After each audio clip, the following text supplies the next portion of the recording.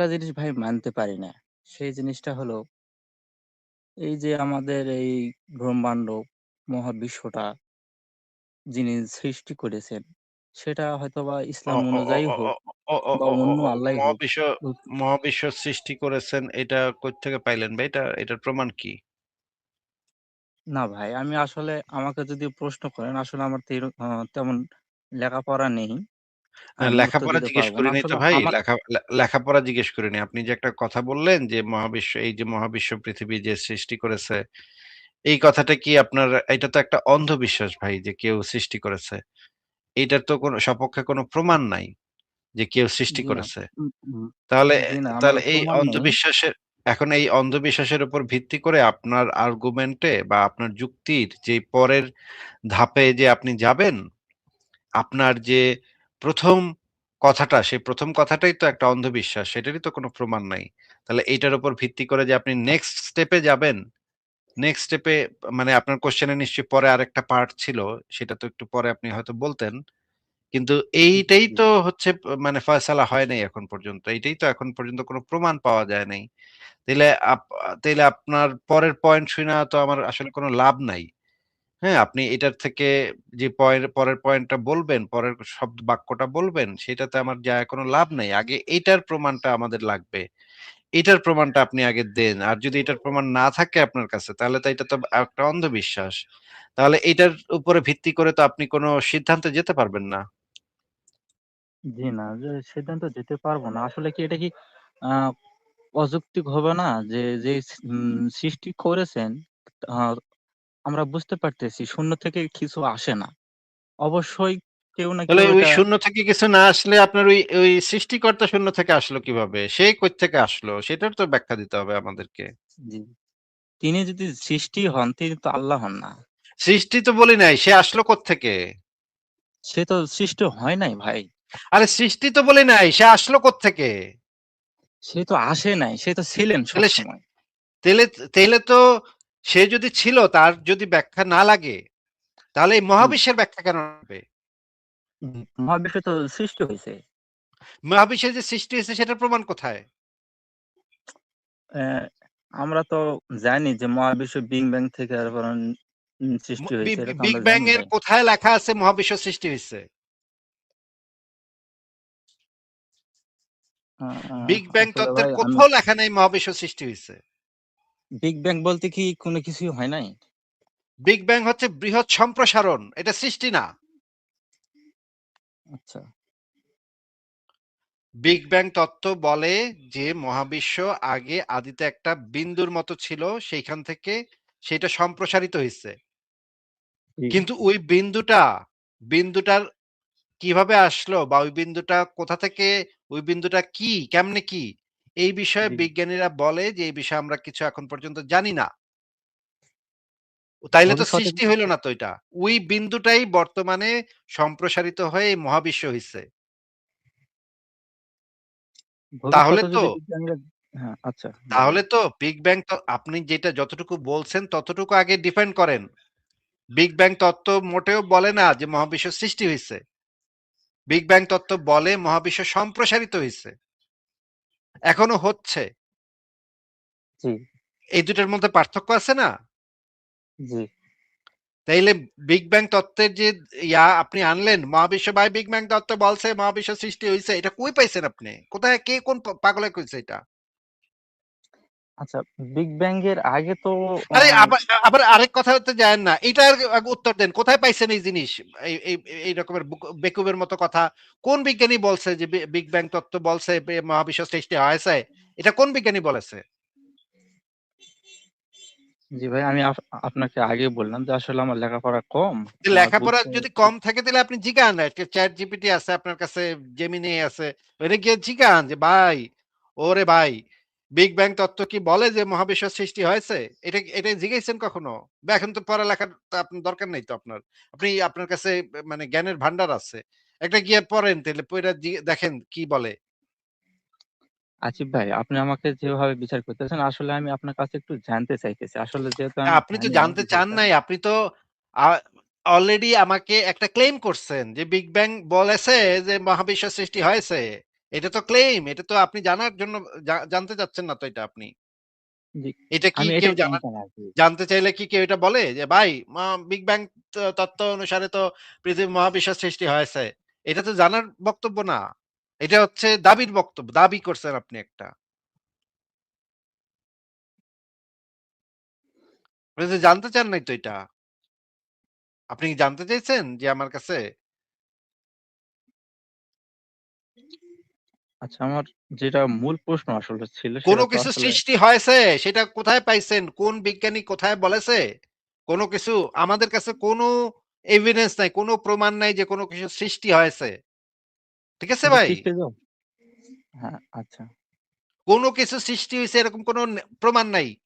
মহাবিশ্বে এমন কোন কিছু নাই যেটা সৃষ্টি হয়েছে। তাহলে এগুলো আসলো কোথা থেকে?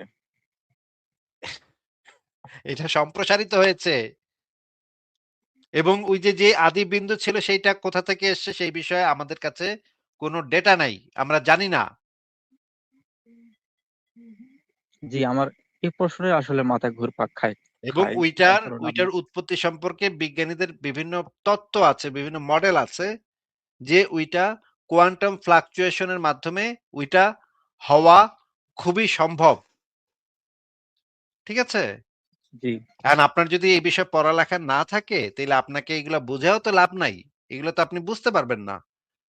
কিন্তু আপনার যদি পড়ালেখা কম থাকে তাহলে আপনার জন্য যেই হইতেছে যে ভাই আমাগো হুজুরে কইছে, আল্লাহ বানাইছে, আমরা মানছি। এইটা হইতেছে মানে একমাত্র পদ্ধতি আপনার এগুলো বোঝার। কিন্তু যদি আপনি সত্যিকারের জানতে চান, জি, সত্যি কেমনে কি হয়েছে জানতে চান, সেটা তো জি, ভাই পড়ালেখার বিষয়। সেটা তো আপনি যুক্তি, প্রমাণ এগুলার বিষয়। সেখানে তো আপনার এই সমস্ত দুনপুন কামে লাগবে না তো।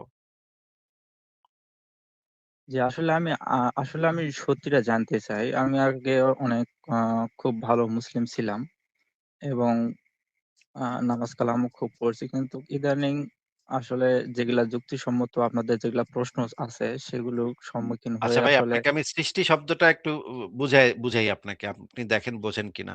একটু আগে একজন আসছিল তাকেও আমি বলছি যে আপনি সৃষ্টি একটু আমার YouTube চ্যানেলটা সার্চ করেন।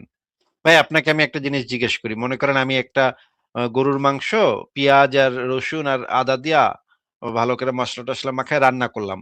তাহলে গরুর জি, মাংসের তরকারিটা কি আমি সৃষ্টি করেছি? না আপনি রান্না করেছেন। আপনি একজন রান্না করেছি। রাঁধুনি। আমার ২ টা ছেলে আছে। ২ টা ছেলেকে কি আমি সৃষ্টি করেছি? না, সৃষ্টি করি নাই। ওদেরকে জন্ম দিয়েছি নাকি? জি জন্ম দিয়েছেন। ওদেরকে তো রান্নাও করি নাই। ওদেরকে জন্ম দিয়েছি নাকি? জি, জি। আচ্ছা আমি যদি মনে করেন একটা এ এ বনের থেকে একটা কাঠ আইনা ওইটা দিয়ে একটা চেয়ার বানাইলাম। চেয়ারটাকে কি আমি সৃষ্টি করেছি? না, আপনি মিস্ত্রি আপনি বানাইছেন। আপনি মিস্ত্রি। বানাইছি। খুবই ভালো, জি, খুবই ভালো। এই যে যেই জিনিসগুলা তার মানে হইতেছে আমি যদি কোন একটা কিছু তৈরি করি বা বানাই, প্রকৃতি থেকে যদি সেগুলোর উপাদানগুলা আমি সংগ্রহ করি, জি, প্রকৃতি থেকে যদি আমি সেই জিনিসটা বানানোর উপাদানগুলা সংগ্রহ করি, জি। তাহলে সেটা হয় রূপান্তর। রূপান্তর। সেটা জি, হয় বানানো বা রূপান্তর ঘটানো। জি, কোন একটা এক্সিস্টিং প্রাকৃতিক জিনিসকে আমি রূপান্তর করতে পারি। আমি কোন কিছু জি। সৃষ্টি করতে পারি না। না, ঠিক আছে? জি, আমি বাচ্চা জন্ম দিতে পারি, আমি তরকারি রান্না করতে পারি, আমি শরবত বানাইতে চিনি চিনি আর লেবু দিয়া শরবত বানাইতে পারি। কিন্তু আমি এটা বানাইছি। এটা আমি সৃষ্টিকর্তা না। না, ঠিক আছে? না, সৃষ্টিকর্তা হবে তখন যখন আমি প্রকৃতি থেকে উপাদান সংগ্রহ না করে না করে হ্যাঁ, কোনো কিছুকে অনস্তিত্ব থেকে অস্তিত্বে আনতে পারবো, তখন সেটাকে হ্যাঁ। সৃষ্টি বলা হবে। জি, জি, জি, ঠিক জি, আছে? জি, জি, ঠিক জি, আছে? আমার এইটা কাছে হইতেছে হ্যাঁ, সৃষ্টি শব্দটার সংজ্ঞা। ঠিক জি, আছে? আপনি কি জি, এই জি, সংজ্ঞার সাথে একমত? জি, আমি ১০০% একমত। আচ্ছা তাহলে মহাবিশ্বে যে শক্তি আছে সেই শক্তির তো কোনো বিনাশ বা উৎপত্তি, সৃষ্টি বা বিনাশ হয় না। এটা আপনি জানেন? না ভাই এই সম্পর্কে আসলে আমার ধারণা নেই। আচ্ছা। এ যেকোনো বিজ্ঞানের বইয়ের ১ম পাতাটা খুললে ১ম যে সূত্রটা লেখা থাকবে সেটা হচ্ছে শক্তির অবিনশ্বরতা সূত্র। এইটা হচ্ছে বিজ্ঞানের ১ম সূত্র। ঠিক আছে? আচ্ছা, এই আচ্ছা, সূত্র অনুসারে মহাবিশ্বে যে শক্তি আছে সেই শক্তির কোনো বিনাশ নাই, সৃষ্টিও নাই। শক্তি কখনো সৃষ্টিও হয় না, বিনাশও হয় না। শক্তি শুধুমাত্র এক মাধ্যম থেকে আরেক মাধ্যমে রূপান্তর হইতে পারে। রূপান্তর হয়। আচ্ছা। কিন্তু শক্তির কোনো সৃষ্টিও হয় না, বিনাশও হয় না এই মহাবিশ্বের ভিতরে। ঠিক আছে? জি, এই মহাবিশ্বের ভিতরে শক্তির বিনাশও নাই, সৃষ্টিও নাই। যেইটুকু ছিল সেইটুকুই আছে।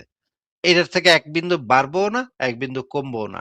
এইটা হইতেছে বিজ্ঞানের একটা প্রাইমারি সূত্র। একদম ফাউন্ডেশন সূত্র। এটা হচ্ছে একদম বেসিক সূত্র। ঠিক আছে ভাই? জি, জি, আচ্ছা ২ নম্বর যেটা ২ নম্বর সূত্র যেটা আপনাকে বলতেছি সেই সূত্রটা সেটা হচ্ছে আইনস্টাইন দিছে। সেটা হচ্ছে সে বলছে যে উম আমাদের মহাবিশ্বে যত শক্তি আছে এবং যত পদার্থ আছে, এই পদার্থগুলা হইতেছে আসলে শক্তির একটা রূপ। এই জি। পদার্থগুলাই আসলে শক্তি। পদার্থগুলো হইতেছে ঘনীভূত শক্তি। মানে শক্তিগুলা ঘনীভূত হইয়া এই পদার্থে পরিণত হইছে। মানে এই পদার্থগুলা আসলে শক্তি। ওই যে যেই আদিতে যে শক্তি ছিল, যে শক্তির বিনাশ এবং সৃষ্টি নাই, সেই শক্তিরই একটা রূপ হইতেছে আপনি আমি, আমাদের শরীরের যে অণুপরমাণু আছে সেগুলো সব হইতেছে সেই শক্তির একটা রূপ। আচ্ছা, এইটার সৃষ্টিও নাই। এই যে এই জিনিসটার রূপান্তর আছে মাত্র। এইটা এই যে এই আমার বডিটাকে আবার শক্তিতে পরিণত করা যাবে। কিন্তু ওই শক্তিটার কোনো সৃষ্টি হয় না, বিনাশও হয় না। ঠিক আছে ভাই? জি। তাহলে তাহলে আমাদের হ্যাঁ, মহাবিশ্বে যত পদার্থ আছে, সমস্ত পদার্থই হইতেছে শক্তি। এবং শক্তিও আছে আবার ওই পদার্থগুলাও আছে। ২ টা মিলা হইতেছে সব একত্রিত শক্তি। এখন আপনাকে আমি জিজ্ঞেস করতেছি যে মহাবিশ্বে যদি শক্তির কোনো সৃষ্টি বা বিনাশ না হয়, তাহলে মহাবিশ্বে তো কোনো কিছু সৃষ্টি হয় না। এটা শুধু শক্তির রূপান্তর ঘটে। রূপান্তর হয়, হ্যাঁ। তাহলে আপনি কিভাবে বলতেছেন কোনো কিছু সৃষ্টি হইছে? সৃষ্টি তাহলে হইতে হইলে ভাই তো প্রকৃতি থেকে উপাদান সংগ্রহ করতে পারবে না। আর প্রকৃতি না, থেকে না, উপাদান না, সংগ্রহ করলে সেটা তো আর সৃষ্টি হয় না, সেটা রূপান্তর হয়ে যায়। না, না। তাহলে ভাই, আপনি কিভাবে বলতেছেন কোনো কিছু সৃষ্টি হইছে? ভাই এখানে একটা প্রশ্ন এসে যায়। সেটা হচ্ছে এই যে শক্তিটা যেটা ছিল, এই শক্তিটা আসলো কোথা থেকে? শক্তিটা আসছে কোথা থেকে সেটা তো আমি আপনাকে বললাম যে, সেটা কোয়ান্টাম ফ্লাকচুয়েশন এর মাধ্যমে এই শক্তির উৎপত্তি ঘটছে। তবে সেই শক্তি কোথা থেকে আসছে এক্সাক্টলি আমরা এখন পর্যন্ত জানি না। জানি না। এমনও হইতে পারে এটা আদি অনন্ত কাল ধরে ছিল। এটার কোনো শুরু নাই, শেষ নাই এরকমও হইতে পারে। আবার হইতে জি, পারে এর আগে আরেকটা মহাবিশ্ব ছিল। আচ্ছা। সেই মহাবিশ্বটা ধ্বংস হয়ে গিয়ে এই মহাবিশ্বটা তৈরি হইছে। এটাও হইতে পারে। বিজ্ঞানীদের অনেকগুলা মত আছে এই বিষয়ে। কিন্তু ক্লিয়ারলি এই বিষয়টা জানা যাচ্ছে না। কারণ আমাদের মহাবিশ্বের আগে কি ঘটছে সেটা আমাদের কাছে কোনো প্রমাণ নাই, কোনো তথ্য প্রমাণ নাই। হুম, যদি আমাদের কাছে কোনো তথ্য প্রমাণ না থাকে তাহলে একমাত্র সৎ অবস্থান এইটা হইতে পারে আমাদের যে আমরা এই বিষয়ে জানি না। এই বিষয়ে জানি বলতে না। পারি না ভাই। জানি না, জি, জি, বলতে পারি না। জি। এইটা হইতেছে সৎ অবস্থান। যদি আপনি না জানেন তাইলে আপনার সৎ অবস্থান হবে জানি না, কইতে পারি না ভাই। কেমনে হইছে কইতে পারি না। এইটা হইতেছে সবচাইতে অনেস্ট পজিশন।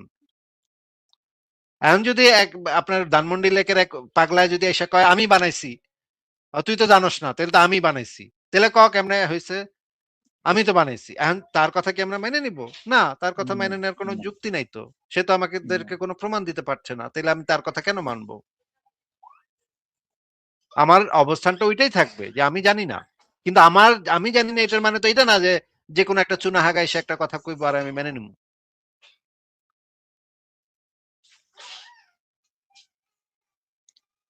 ঠিক জি আছে ভাই? ভাই, জি ভাই, আপনাকে এখন অসংখ্য ধন্যবাদ। কেউ যদি দাবি করে ভাই আমাকে আল্লাহ বানাইছে এটা। বলবো তুমি প্রমাণ দাও তাইলে। প্রমাণ তো দিতে পারতেছে না। এখন সে কইতেছে যে ভাই তুমি তো জানো না। তাহলে তুমি মেনে লও। আরে ভাই আমি তো অনেক কিছুই জানি না। তাইলে কি আমি সব কথা মেনে নিবো নাকি তোমার? এই যে আমরা জানি না, এই বিষয়টা তাহলে তারা ফায়দা তোলে, হ্যাঁ? হ্যাঁ, এই বিষয়টার ফায়দা তোলায়। আমি যদি বলি যে আচ্ছা, প্রশান্ত মহাসাগরে কয় লিটার পানি আছে? আপনি কইলেন, "ভাই আমি তো জানি না ভাই। কেমনে আমি তো মাপি নাই। ভাই কইতে পারি না ভাই কেমনে কি?" আমি বললাম, "তাইলে মাইনা লও যে প্রশান্ত মহাসাগরে ৩,০০০,৫৫,০০০ 533 লিটার পানি আছে। আরে ভাই, আমি এটা কইলে আমার প্রমাণ দেওয়ান লাগবো না? আমি মুখে দিয়ে একটা সংখ্যা কয়ে দিলে হইল? না, এটা তো প্রমাণ লাগবে। আপনি মানবেন আমি যে একটা সংখ্যা মানে বানায় কয়ে দিছি। আপনি মানবেন আমার কথা সত্য হিসেবে মানবেন আপনি? আপনি জানেন না এটা কি আমার দাবিটাকে মানে প্রমাণ করে? আমার দাবিটা তাতে সত্য পরিণত হয়? না, এটা প্রমাণ লাগবে আরকি। আমি যদি এই যে এই সংখ্যাটা কই যে ৩,৫৬,৫৩২ লিটার পানি আছে। এরকম একটা বানায় কয়ে দিলাম। আপনি জানেন না এইজন্য আমি একটা আপনার সাথে ফাপল লইলাম। বেটা তুই তো হুম, জানোস না। তাইলে আমারটা মাইনা লও। ভাই আমি তো তাহলে এটা একটা অসৎ কাজ হবে। আপনি জানেন না আপনার মাথায় কয়টা চুল আছে। আমি যদি বলি ৩৩,৩৩৩ টা চুল আছে।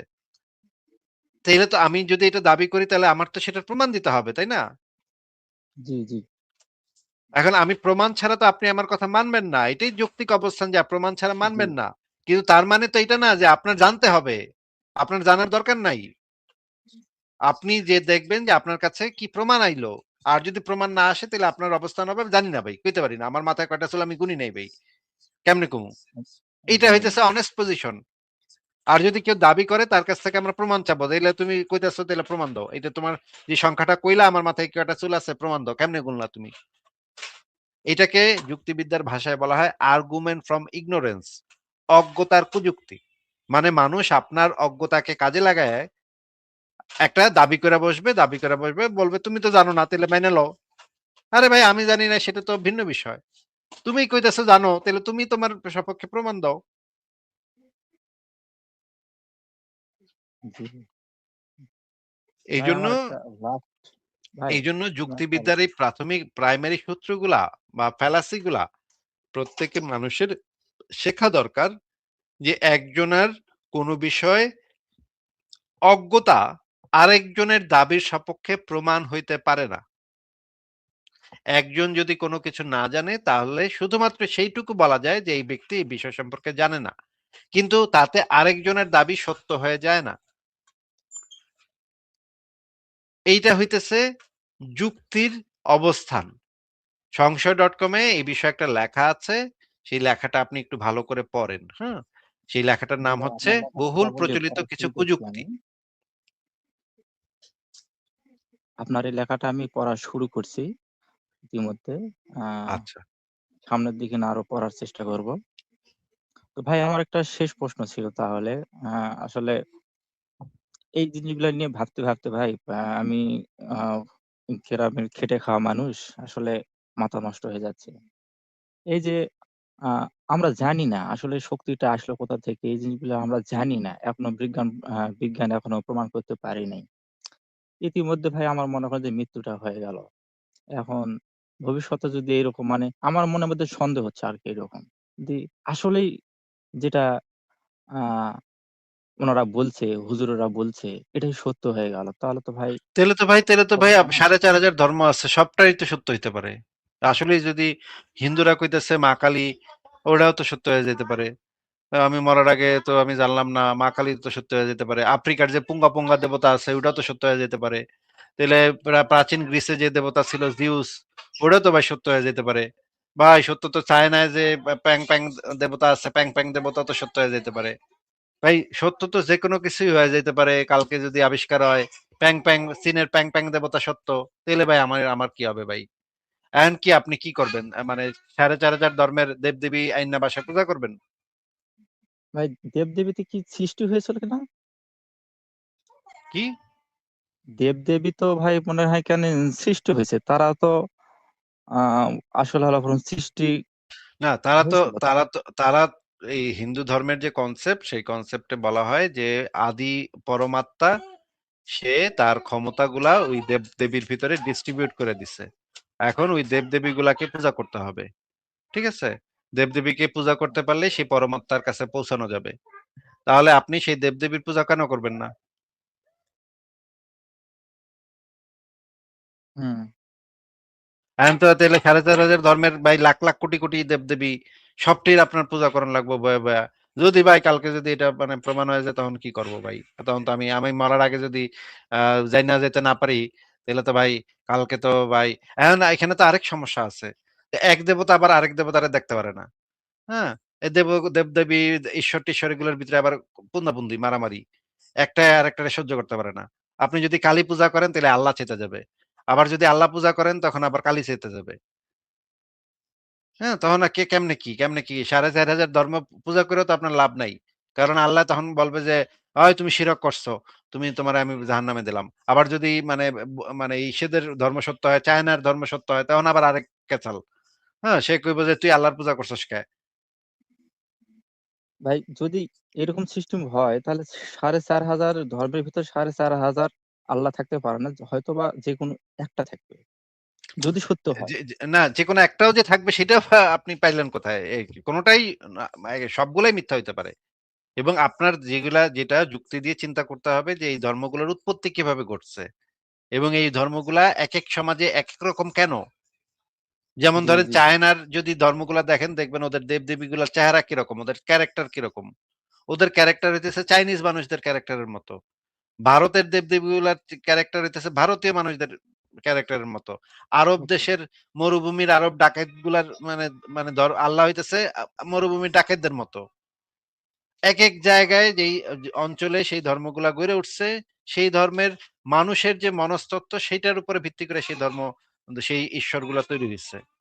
এই যে আল্লাহ যে আপনারে কইছে যে কাফেরদেরকে মারো, আ ওদের মা বেটিকে গনিমতের মাল বানায় লয়ে আসো, রেপ করো। এগুলো তো ভাই বর্বর আরব সমাজের চরিত্র ছিল।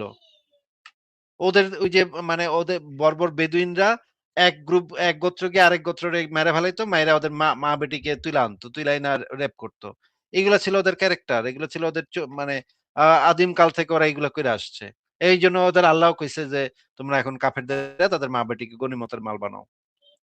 না, আল্লাহর ভাষা এরকম হতে পারে না। যিনি আল্লাহ তিনি আল্লাহ কখনো এরকম কোরআন হাদিসে তো বলতে পারেন না। এটা খুব স্পষ্টভাবে আছে। কাফেরদের মাইরা তাদের মা বেটিকে গনিমতের মাল বানানো এটা তো কোরআন হাদিসে স্পষ্ট আছে। হুম। তো আপনি আমাদের আলোচনা শোনেন না এই বিষয়ে যে কোরআন হাদিসে খুব স্পষ্টভাবে ইসলামের যে গনিমতের মাল, মেয়েদের কাফেরদের মাইরা তাদের মা বেটিকে গনিমতের মাল বানানো, রেপ করা এগুলা যে একদম সুস্পষ্ট শরীয়তের বিধান এগুলো আপনি পরে দেখেন নাই?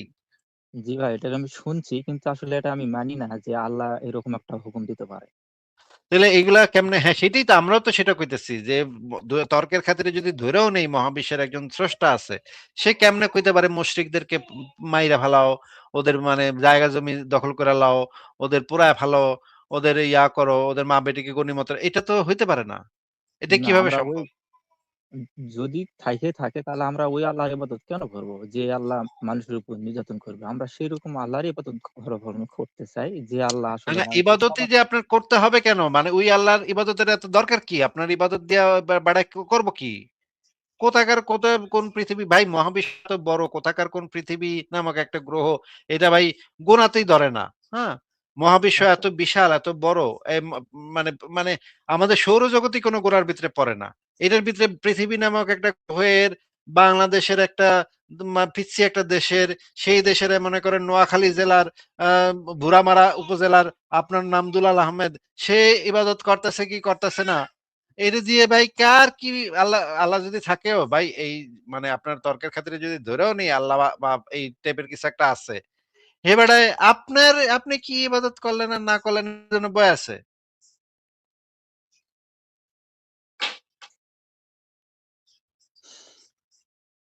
আপনার পাশে পিঁপড়া আছে পিঁপড়া এসে আপনার ইবাদত করতেছে কি করতেছে না আপনি বয় আছেন এটা দেখতে না। এই মানে ম- অদ্ভুত কথাবার্তা এগুলোর কোনো মানে হয় মানে এই সমস্ত মানে গাঁজাখুরি কথার কোনো মানে হয় যে আল্লাহ বয় আছে আমার ইবাদত দেখানোর লেগা আমি ইবাদত নাকে নাকে খত দিতাছি পাছাটা উঁচা কইরা পাছাটা উপরের দিকে উঁচা কইরা আমি মাথাটা নিচে দিয়া নাক ঘষতাছি মাটিতে এইটা দেখতেছে আল্লাহ খুব মজা মজা পাইতেছে মহাবিশ্বের সৃষ্টিকর্তা সে এইরকম একটা মানে ক্যারেক্টার অদ্ভুত অদ্ভুত কাহিনী ভাই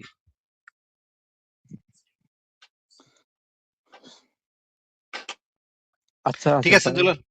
দুলাল হ্যাঁ আহমেদ না, ভাই আপনি আরো আসলে আমাদের আলোচনাগুলো দেখেন, বোঝেন। তারপরে আপনি আবার লেখাগুলা পড়েন।